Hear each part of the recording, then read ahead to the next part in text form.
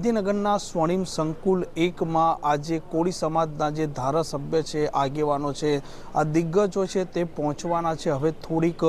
મિનિટોમાં, કેમ કે મામલો છે બગદાણામાં કોળી યુવક નવનીતભાઈ પર જે પ્રકારનો હિચકારો હુમલો થયો અને તેમાં આરોપ આ નવનીતભાઈ લગાવી રહ્યા છે લોક સાહિત્યકાર માયા આહિર છે તેમના પુત્ર જયરાજ આહિર પર। અને આ નવનીતભાઈનો આરોપ છે કે જ્યારે સ્થાનિક પોલીસને તેમણે ફરિયાદ આપી તે સમયે પોલીસે યોગ્ય રીતે ફરિયાદ પણ નથી લીધી અને જે આરોપીઓના નામ લખાવ્યા હતા તે આરોપીના નામ પણ લખવામાં નથી આવ્યા। જે પ્રકારે આ નવનીતભાઈ પર હુમલો થાય છે તેનો વિડીયો વાયરલ થાય છે અને ત્યાર પછી કોળી સમાજમાં આક્રોશ વ્યાપી જાય છે। કોંગ્રેસ, ભારતીય જનતા પાર્ટીના જે ધારાસભ્ય છે, સાંસદો છે તે પોતે આ નવનીતભાઈની મુલાકાત લે છે। રાજ્ય સરકારના જે મંત્રી છે, કોળી સમાજના આગેવાન કુંવરજી બાવળિયા હોય કે ભાજપના ધારાસભ્ય હીરા સોલંકી હોય તે પોતે પણ હુંકાર કરતા કહે છે કે કોળી સમાજના કોઈ પણ યુવક પર કે